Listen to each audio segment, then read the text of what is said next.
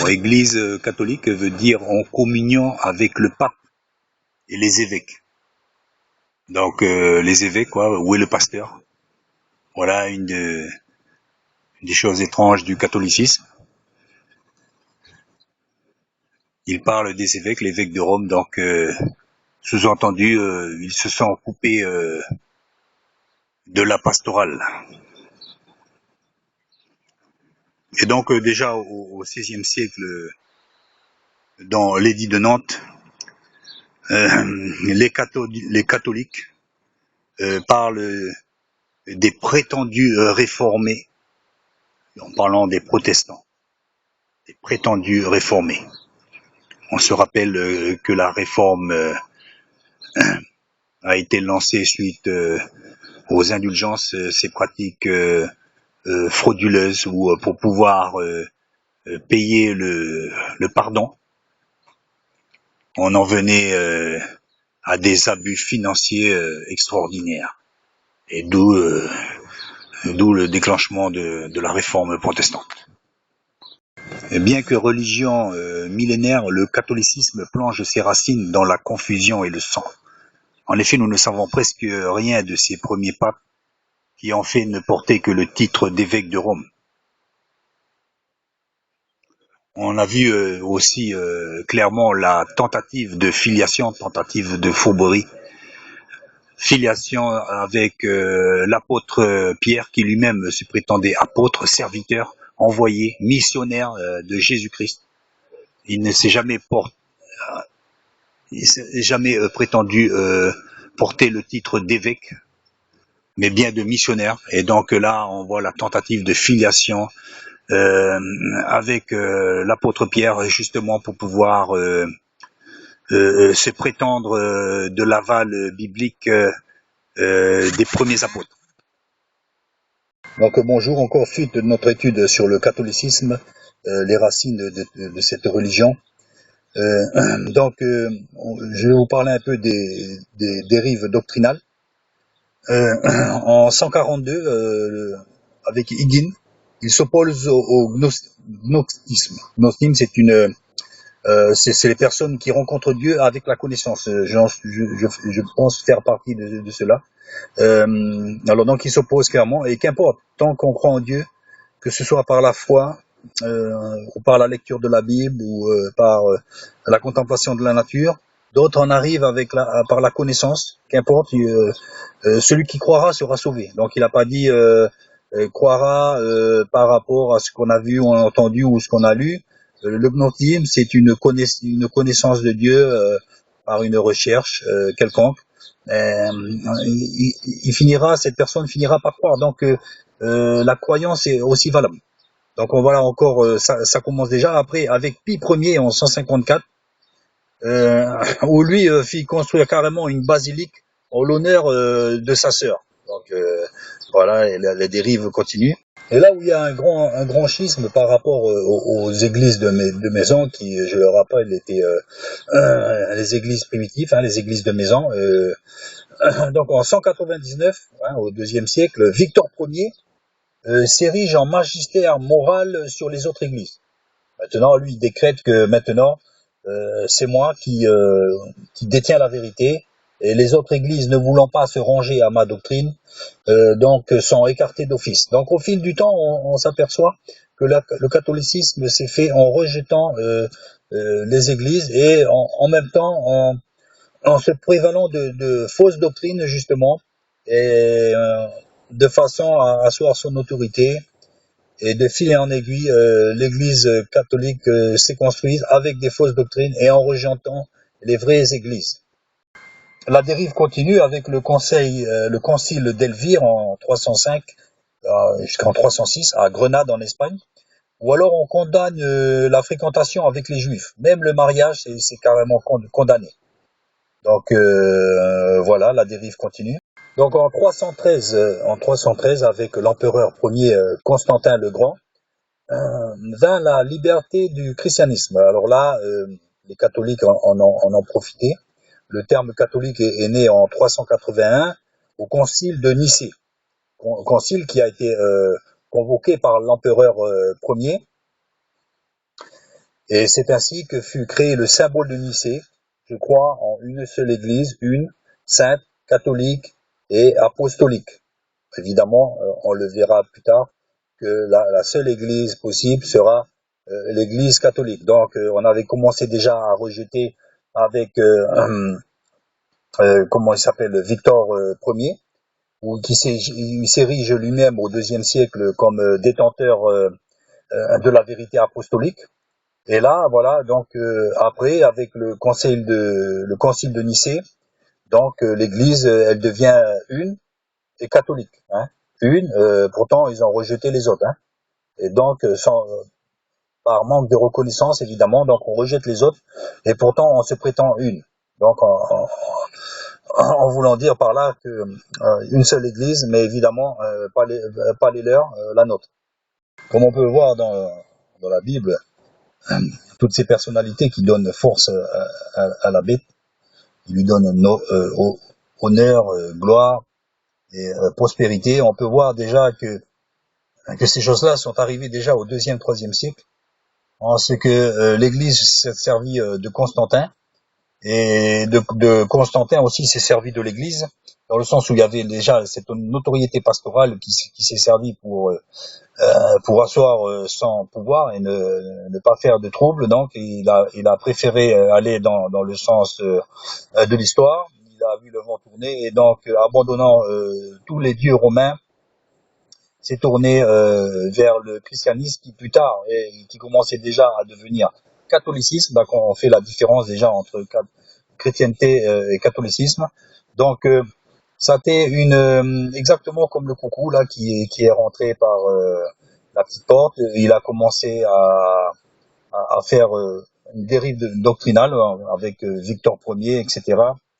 Et donc cette doctrine s'est affermie. Le christianisme a disparu pour laisser place à la doctrine catholique. Alors on voit très bien que comme il y avait beaucoup de troubles avec tous les petits chefs catholiques, donc les différents doctrinaux, etc. Donc Constantin Ier, qu'est-ce qu'il fait?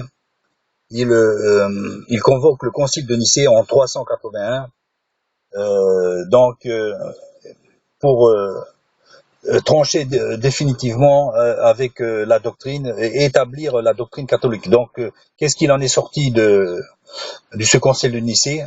Il en est sorti le symbole du Nicée qui dit: je crois en une église, une évidemment catholique, sainte, ça c'est sûr, et apostolique. Donc on se réfère encore aux premiers apôtres, tout en s'appelant évêque. À la suite des dérives, dans les années 400, 401, les prêtres devaient être debout, la tête inclinée vers le bas pour la lecture de l'évangile. Voilà encore, ça continue et ça continue. Et en 419, l'empereur Honorius convoque un synode suite à des différends entre deux prétendants au trône de Saint-Pierre. Donc, comme les troubles étaient vraiment graves, donc l'empereur Honorius convoque lui-même ce synode pour trancher en faveur d'un des prétendants. Donc, on voit là déjà la mainmise de l'Empire romain, et qui continuera pendant des siècles. On se rappelle que c'est vers les années 1000 seulement, après 3 siècles de durs combats contre l'impérialisme des laïcs, donc que l'Église catholique finira par se détacher et avoir son indépendance. Donc ça a duré 3 siècles. Et on est là dans les années à peu près 1066. Bon, déjà aussi en 431 à Éphèse, il y a eu le concile suite à des querelles doctrinales. Donc on le voit encore des querelles doctrinales. Donc si c'est encore pour se rapprocher de la vérité et du fait qu'au fil de temps il puisse y avoir des erreurs doctrinales, mais là c'est justement pour s'éloigner, ce qui est caractérisé par l'Église catholique, c'est qu'ils font des conciles. À chaque fois, c'est pour s'éloigner de plus en plus de la vérité. Ça, c'est vraiment flagrant. Donc, le concile d'Éphèse en 431, suite à des querelles, donc on voit que fur et à mesure, les gens déjà, il y a plus beaucoup qui vont s'accrocher à cette église. Hein. Depuis longtemps, les chrétiens, les vrais chrétiens, ont été soit excommuniés, soit ils sont sortis d'eux-mêmes. Hein. Donc en Éphèse en 431, les derniers détracteurs des fausses doctrines disparaissent pour laisser place à cette église de contre-vérité qui est l'église catholique. Donc, qu'est-ce qui se passe là en 431? Ben, le culte de Marie. Voilà. L'hyper du lit. Hein, hyper du lit. Donc, au-dessus du culte des saints et des anges. Bon, déjà, ils font des cultes des saints et des anges, hein, alors que on ne doit un culte et l'adoration qu'à Dieu, mais eux, ils ont déjà fait le culte des anges et des saints, comme on voit dans le calendrier. Ce qui, vous lisez la Bible, il y a jamais mention de telles mentions de ces choses-là, mais pourtant eux ils le font déjà plus de 1000 ans avant.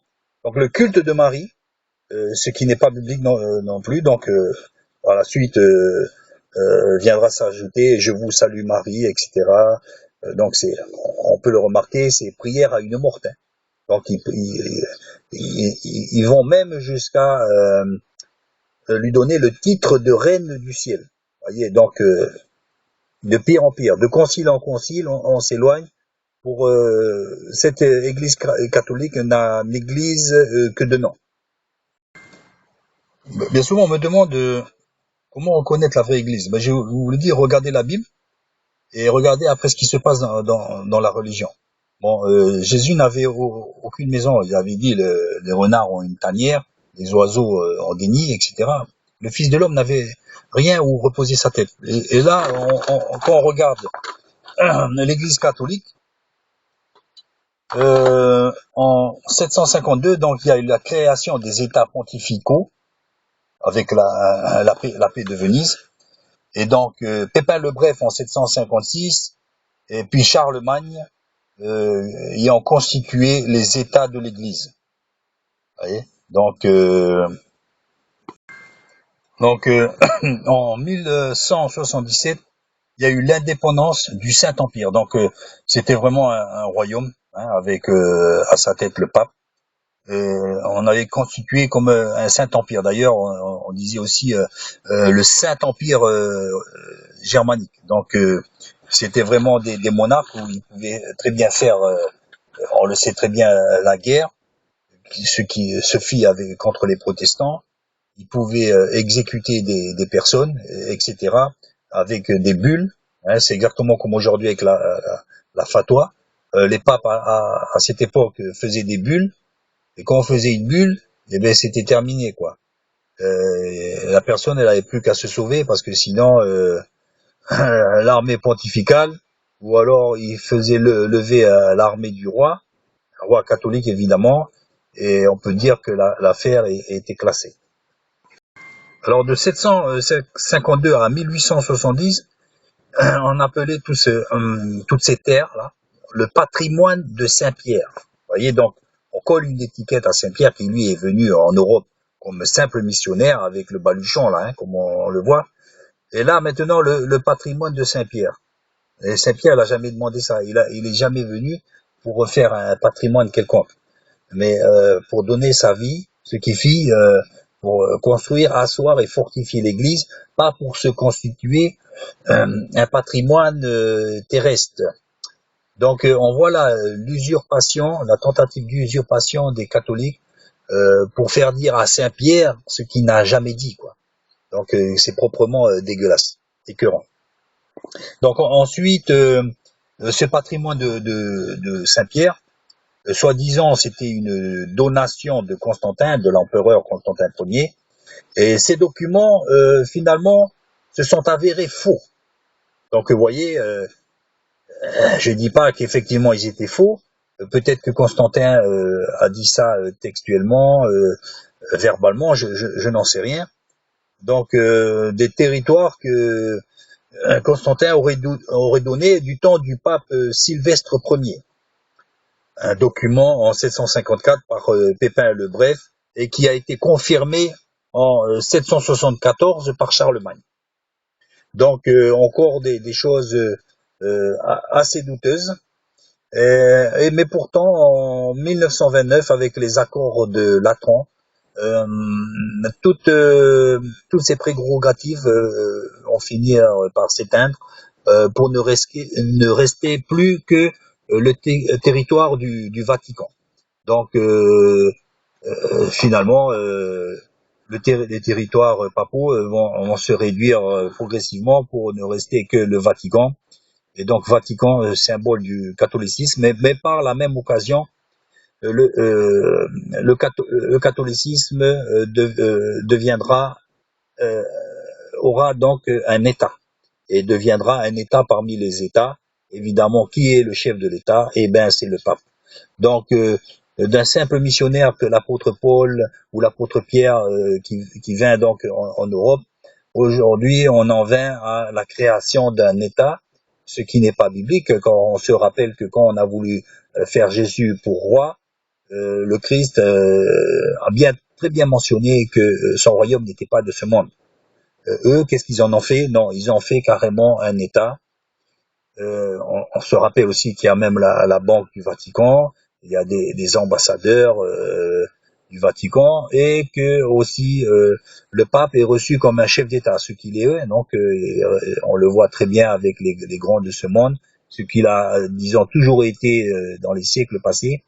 Donc on voit la puissance, non pas du christianisme, mais la puissance papale, la puissance du catholicisme de jadis jusqu'à aujourd'hui. On voit bien après les dérives là, ça n'a plus rien à voir avec les premières églises de maison. On voit le pèlerinage en 1096, le pèlerinage armé prêché par le pape. Donc pourquoi? Parce que les Arabes ont pris Jérusalem en 638.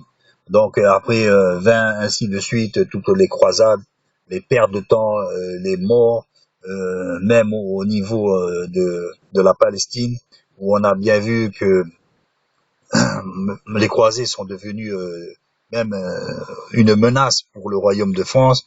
Ils se sont enrichis, leur fortune était considérable. Et donc, sous couvert et prétexte de la religion, on a fait des choses vraiment aberrantes. Donc, c'était des papes même belliqueux. On se rappelle quand, à la fin de la guerre de religion en Allemagne entre protestants et catholiques, la moitié de la population avait disparu. Donc, c'était quelque chose d'effroyable. Il est bien loin l'église de maison. Ce sont devenus vraiment des guerriers sanguinaires. Aujourd'hui, le pape, vous voyez, je ne sais pas s'il a fait un mea culpa avec tous les meurtres qu'il a fait en Amérique du Sud pour convertir les Indiens, ça a été effroyable. Et donc maintenant, cet homme se fait passer pour l'homme de paix, vous voyez. Donc, et pourtant l'affiliation est bien là. Il n'y a pas d'affiliation avec l'apôtre Pierre. Et par contre, cette filiation, elle est là, et par contre, on se garde bien de la mentionner. Évidemment, un des principes du catholicisme depuis toujours, c'est d'avoir fait l'aumône et l'offrande. Ça faisait partie de ces principes. Comme aujourd'hui, les humanismes, hein. Ils sont pas religieux, mais pourtant ils font de l'aumône. Et je pense que c'est ce qui a aussi permis de sauver l'Église catholique. Parce que maintenant, personne ne viendrait dire quoi que ce soit après l'Église catholique, vu qu'elle a donné la soupe populaire, elle a aidé les pauvres depuis bien longtemps, et ce qui a valu bien souvent d'étouffer les affaires. Et vous savez, en faisant du bien, c'est un des nombreux pièges du catholicisme, c'est qu'ils ont fait quantité de bonnes choses, de bonnes œuvres pour les démunis, etc. Et en même temps, on desservit non seulement la soupe populaire, mais on servit aussi la soupe intoxiquée de la doctrine. Mais évidemment, tout cela est passé comme une lettre à la poste. Évidemment, quand on va venir vous nourrir, vous n'allez pas aller chercher si ce que le curé ou l'évêque dit est vraiment vrai. D'autant plus qu'on se rappelle aussi que la Bible était interdite chez les catholiques, évidemment. Ils voulaient se garder seul garant de la lecture et de l'interprétation. Donc tout a été saucissonné, tout a été ficelé depuis des siècles. Et c'est pour cela que maintenant, bien des populations sont catholiques et ils ne le savent même pas pourquoi. Pourquoi? Parce que les parents les ont fait aussi catholiques, hein, donc de père en fils. Donc on se réveille un jour, on s'aperçoit qu'on est catholique. Mais bon, Quand on a du chômage ou quoi que ce soit, on peut aller chercher des paniers de provisions. Donc, on va pas aller critiquer la doctrine catholique, hein. Normal. On ne saurait dire aussi que l'apôtre Pierre avait une autorité supérieure par rapport aux autres apôtres. Ça n'est jamais été mention, ça, dans la Bible. Pourtant, les catholiques en ont fait la pierre angulaire de l'Église catholique, ce qui n'a jamais été. Quand le Jésus parle, tu es pierre, et sur cette pierre, je bâtirai mon Église, il parle de lui-même, la pierre Christ, que les baptisés ont rejeté. Et d'ailleurs, on voit dans l'Église catholique, ils ont fait tout un échafaudage spirituel, religieux et dogmatique, avec des versets bibliques interprétés à la sauce, mais le Christ n'y est pas. Donc, ils ont rejeté le Christ, et ils ont fait une église catholique, voilà, simplement. Rappelez-vous la parabole du vigneron, là, du chef vigneron, donc il revient dans sa vigne pour en prendre les fruits. Et bon, au bout d'un moment, tellement long moment que les vignerons ont tous saucissonné à leur guise. Et donc, il a pris le vigneron et puis il a jeté dehors. Ils se sont accaparés de la vigne du Seigneur. Et aujourd'hui, c'est pareil. Toute le ministère biblique que Dieu il nous donne toujours, hein. Et vous pouvez le trouver dans les églises de maison. À droite, à gauche, vous trouverez des petits groupes de frères. D'ailleurs, c'est l'avenir de l'église, hein. Et vous trouverez des groupes de frères qui pratiquent vraiment la parole de Dieu avec le partage, comme cité dans les premiers actes des apôtres, etc., etc. Donc eux, comme dans la vigne, ils ont fait l'église à leur manière et en jetant le chef de la vigne. Donc voilà, les vignerons, tous ces vignerons-là, ce sont tous ces religieux aujourd'hui euh, qui se targuent de multitudes de versets pour asseoir leur autorité, mais en fait, quand vous regardez leur vie d'église, leur vie cléricale, le Christ n'y est pas.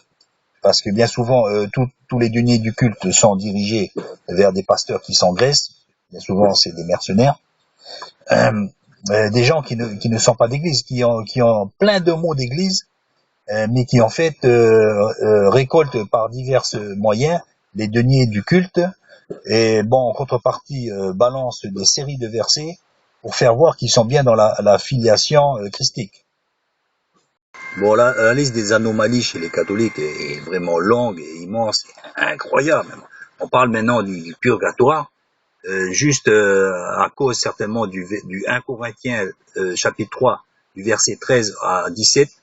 Il faut vraiment y croire pour vraiment penser qu'avec ce verset, il serait mention du purgatoire. En fait, ce verset mentionne des œuvres qui seraient consumées par le feu, dans le seul but de voir si ces œuvres étaient de la paille, de l'imitation d'or ou vraiment de l'or.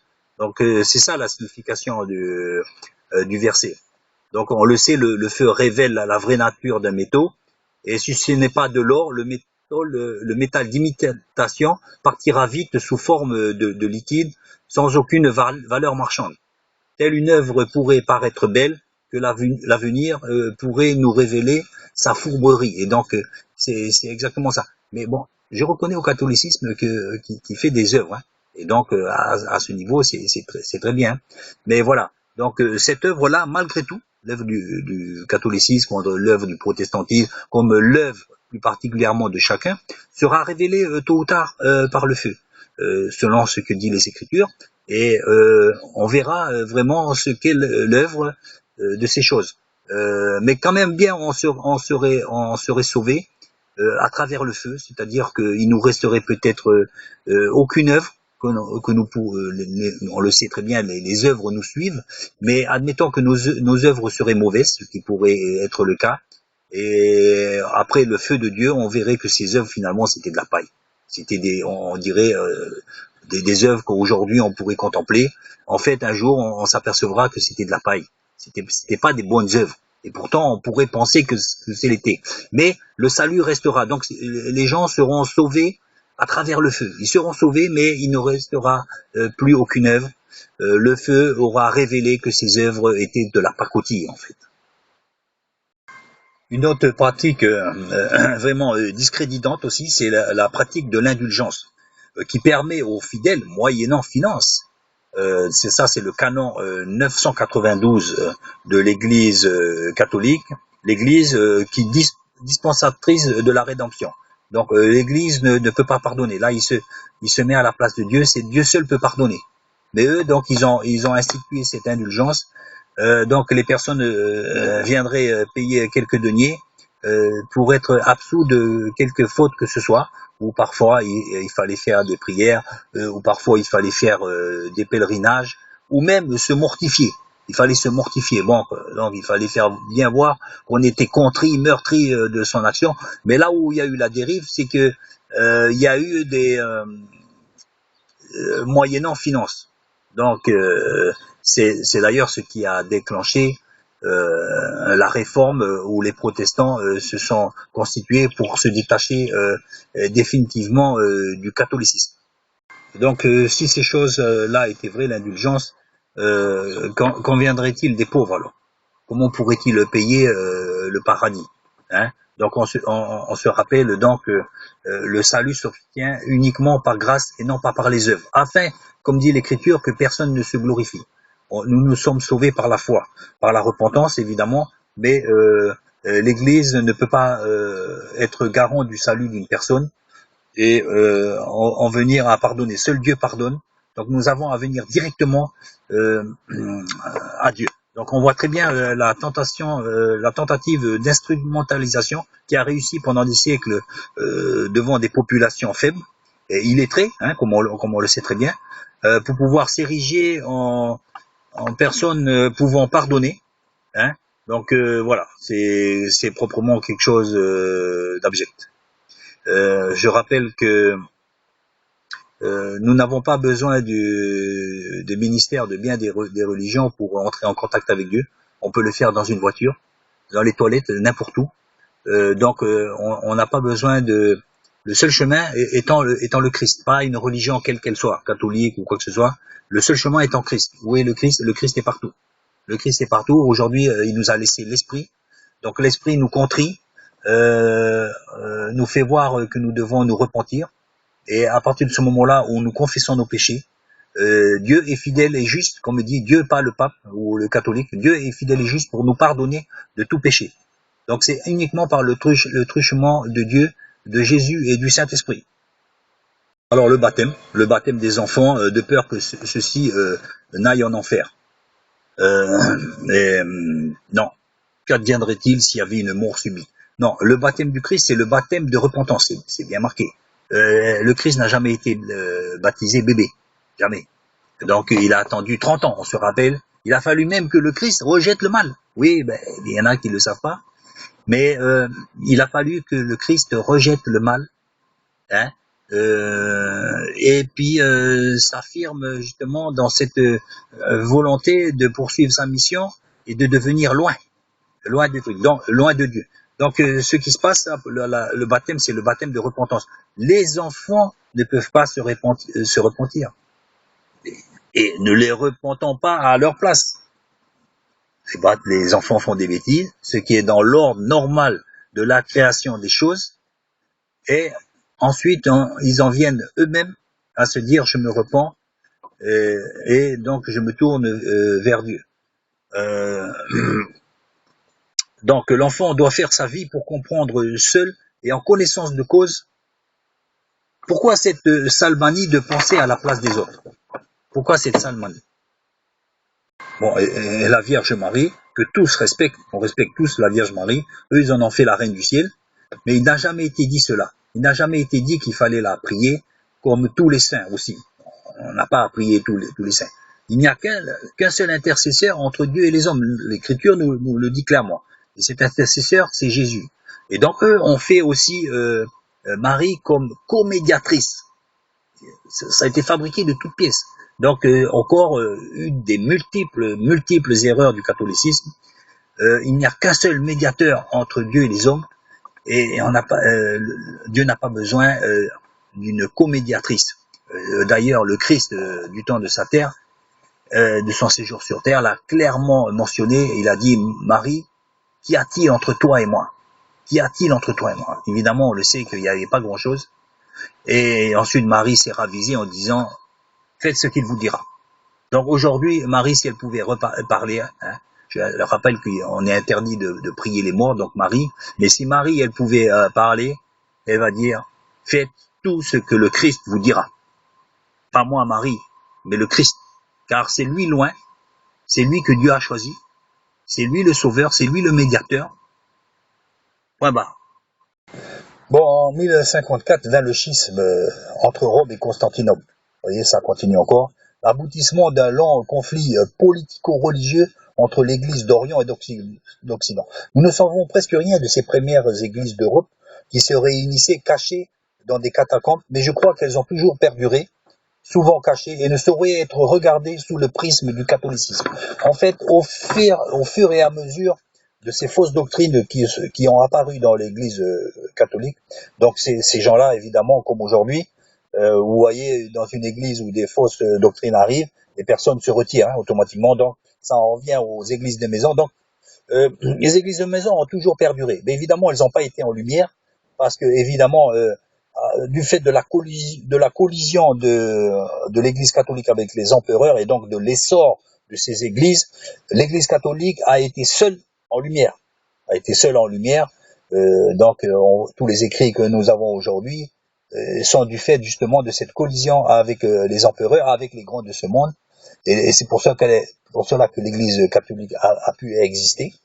Et donc on trouve multiples écrits qui nous restent aujourd'hui, où on voit très bien toutes ces fausses doctrines qui ont fini par arriver au fil du siècle. Et donc les vrais chrétiens se sont détachés de ces personnes et n'ont jamais donc été en lumière. Ils sont, du fait de leur détachement avec ces faux docteurs, ces personnes-là sont, si vous voulez, sont partis dans l'ombre de l'histoire.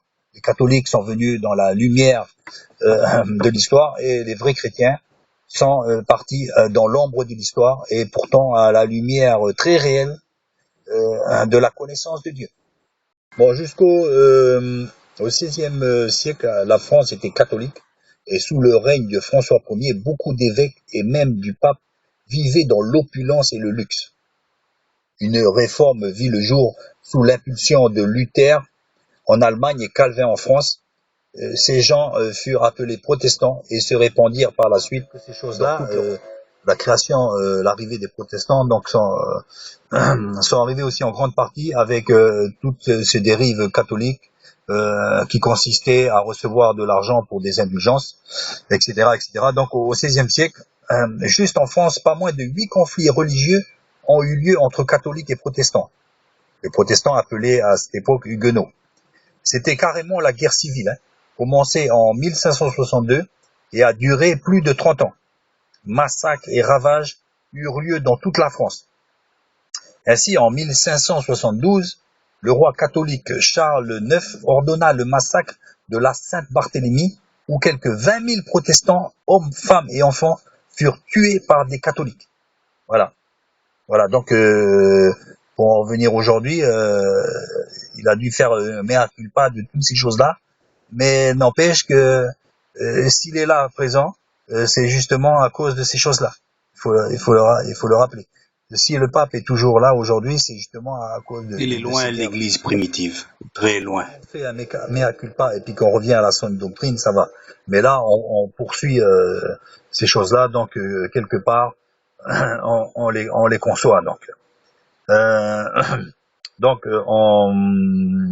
toujours au XVIe siècle, le pape Roberto Borgio, qui eut 5 enfants, il eut 5 enfants, encouragea ouvertement les conquistadors au crime, je dis bien au crime, par sa bulle Inter Caetera du 4 mai 1493, il déclare: il faut que la loi catholique et la religion soient exaltées et partout amplifiées et répandues, que les nations barbares soient subjuguées et réduites à la foi, et que la terre appartient au Christ, et le vicaire du Christ a le droit de disposer de tout ce qui n'est pas occupé par les chrétiens. Et de rajouter: Les infidèles ne sauraient être possesseurs d'aucune partie de la terre. Rendez-vous compte. Il faut que, voilà, l'esprit catholique. Hein. Je me rappelle aussi en Nouvelle-Calédonie, où Monseigneur, il s'appelle Monseigneur Douaré, donna la Nouvelle-Calédonie à Dieu. Voilà, comme si c'était sa propriété. Il arrive, tiens, je te donne la Calédonie. Je rappelle clairement qu'avant son arrivée, la Calédonie était déjà à Dieu. Et que même si elle n'était pas à Dieu dans le sens où il vivait de manière païenne, le catholicisme ne peut pas se prévaloir d'une religion venant de Dieu, mais de dogmes humains et erronés, ce qui n'est pas pareil. On voit bien que même Christophe Colomb, qui écrit en 1492, Vos Altesses, donc les monarques qui sont restés en Europe, Vos Altesses doivent avoir grande joie que bientôt elles en auront fait des chrétiens, et elles auront instruit en les bonnes coutumes du royaume. On estime à 30 millions le nombre d'Indiens morts en moins d'un siècle. En 1618, les souverains d'Habsbourg déclenchent la guerre de 30 ans pour avoir voulu convertir ces sujets protestants de Bohême. On sort qu'en 1648, la moitié de la population allemande avait disparu. Plus près de nous, en Espagne, en 1931, l'Église incite ses fidèles à prendre les armes contre le nouveau régime républicain. Hein? Donc ainsi, Monseigneur Diaz Gomara, évêque de Carthagène, déclara « Bénis soient les canons, si dans les brèches qu'ils ouvrent fleurit l'évangile. » Dans les brèches ouvertes par les canons fleurit l'évangile. Voilà. On se rappelle aussi pendant la guerre mondiale que les curés bénissaient les canons du côté français et les autres curés bénissaient les canons du côté allemand. Et voilà. Ça, c'est l'esprit catholique. En Italie, Mussolini, le célèbre Mussolini, est qualifié par le pape l'homme de la providence. Plus tard, la hiérarchie catholique sera mise en cause pour leur silence face aux atrocités nazies. Ça, c'est très connu. Et de leur intervention pour organiser des filières de fuite de criminels nazis. Voilà le catholique. Qu'en est-il aussi de la doctrine de l'infaillibilité des papes, quand Jean-Paul II demande pardon au nom de l'Église catholique pour ses fautes commises telles l'Inquisition, les croisades, les persécutions pour hérésie, les péchés de racisme et de sexisme et aussi l'omission volontaire. Tout ça, en tout cas, ne ramènera pas à la vie tous ces innocents au travers des siècles, victimes de l'ignorance religieuse. Tous ces savants obligés de se renier, victimes de la fureur de cette Église. Saint Augustin disait, il ne faut rien admettre excepté l'autorité des Écritures. Il ne faut rien admettre. Combien on me serait borné. Des gens, sous prétexte de la science, ont été tués. C'est vraiment atroce le passé de l'Église catholique. Non, je ne cherche pas à faire du tort à quiconque, mais seulement que ceux qui veulent se prétendre catholiques ou rester catholiques sachent au moins d'où est-ce qu'ils viennent, d'où vient cette dénomination. Alors que celui qui veut rester catholique, reste catholique. C'est pas mon problème. Moi, je suis chrétien.